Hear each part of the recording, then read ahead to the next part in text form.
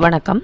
இந்தியாவில் தமிழ்நாட்டில் கன்னியாகுமரி மாவட்டத்தில் கன்னியாகுமரியில் ஒரு 2000க்கு முன்னாடி வரைக்கும் நம்ம வெளிநாட்டவர்களும் பார்வையிடுற அளவுக்கு விவேகானந்தர் பாறை மட்டும் இருந்தது. விவேகானந்தரை தியானம் பண்ணுற அந்த பாறையில் அதை எல்லாருமே போய் பார்த்துட்ருப்போம். ஆனால் அதுக்கு பிறகு 2000க்கு பிறகு கலைஞர் அவர்களால் திருவள்ளுவர் சிலை நாட்டப்பட்டது. திருவள்ளுவர் சிலையும் விவேகானந்தர் பாறையும் பார்த்துக்கிட்டு இருந்த நமக்கு அடுத்து தற்போதுள்ள முதல்வர் ஸ்டாலின் அவர்கள் என்ன பண்ணியிருக்காங்கன்னா, திருவள்ளுவர் சிலைக்கும் விவேகானந்தர் பாறைக்கும் இடையிலே ஒரு பாலத்தை அமைச்சிருக்காங்க. இது ஒரு மிகவும் சிறப்பான விஷயந்தான். ஏன்னா நம்ம இதை தனியாகவும் அதை தனியாகவும் பார்க்கும்போது ஏதாவது ஒரு இடத்துலேருந்து அந்த இடத்துக்கு நகர்ந்து போய் நடுவில் இருக்கிற பாலத்து மூலமாக அந்த கடலையும் ரசிக்கலாம். ஸோ இன்னொரு விஷயம் நமக்கு நடந்திருக்கு, அதை பற்றி இந்த பதிவில் பார்ப்போம். அப்படின்னு எடுத்துக்கிட்டோம்னாவே அந்த 7 அடியில் நமக்கு வேண்டுங்கிற அந்த நீதியையும் கருத்தையும் நம்ம தெரிஞ்சுக்கலாம். அந்தளவுக்கு திருக்குறளில் அர்த்தங்கள் புதிஞ்சிருக்கும். திருக்குறளை எனக்கு பிடிக்கல அப்படின்னு சொல்கிறவங்களே இருக்க முடியாது. ஒவ்வொரு குறள்லேயும் ஒவ்வொரு நீதிகள் இருக்கும், வாழ்க்கைக்கான தத்துவங்கள் இருக்கும். திருக்குறள் புக்கை ஃபாலோ பண்ணாவே நம்ம வாழ்க்கை ரொம்ப நல்லாயிருக்கும். திருவள்ளுவருக்காக ஒரு சிலை வச்ச கலைஞர் மு கருணாநிதி அவர்களை வாழ்த்துவோம், பெருமைப்படுவோம். தமிழ்நாட்டில் சென்னையில் மட்டும்தான் வள்ளுவர் கோட்டம் அமைச்சார் கலைஞர்.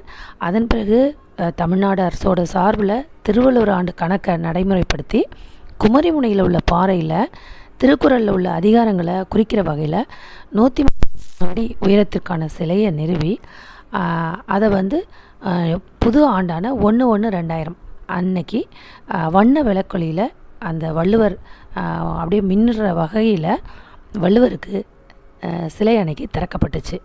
அந்த ஒரு விஷயம் நம்ம தமிழர்கள் அனைவருக்குமே ஒரு மிகச்சிறந்த ஒரு பெருமையாக தான் இருந்துச்சு.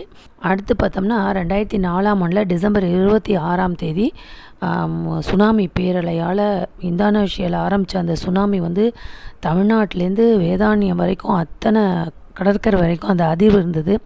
அந்த நேரத்தில் கலைஞர் அவர்கள் உடல்நிலை குறைவால் பாதிக்கப்பட்டிருந்தாலும் அவர் என்ன கேட்டார் அப்படின்னா, ஆழி பேரலையில் திருவள்ளுவர் சிலை எப்படி இருக்குது அப்படின்னு கேட்டிருக்கார். அந்த அளவுக்கு அந்த திருவள்ளுவர் சிலை மீது திருவள்ளுவர் மேலும் ஈடுபாடு கொண்டவர். இப்படி 1/4 நூற்றாண்டு காலத்தை கடந்து இன்னும் பல நூறாண்டுகள் நிலைத்து நிற்கக்கூடிய திருவள்ளுவர் சிலைக்கு பேரறிவு சிலை, அதாவது இங்கிலீஷில் ஸ்டாச்சு ஆஃப் விஸ்டம் அப்படின்னு பெயர் சூட்டி விழா எடுக்கிறாங்க நம்முடைய முதல்வர் ஸ்டாலின் அவர்கள்.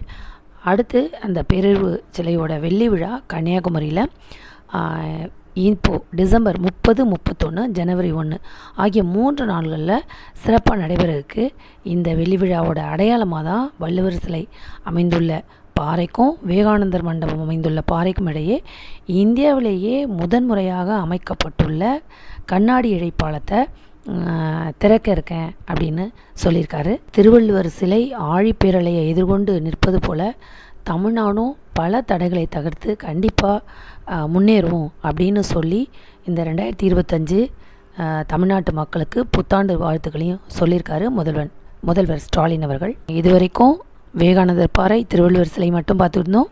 இது ரெண்டத்தையும் இடையில இருக்கிற பாலத்தில் போய் கடல் அழகையும் சேர்த்து இந்த 2 சிலையோட பெருமையோட நம்ம அழகை பார்த்து ரசிக்கலாம்.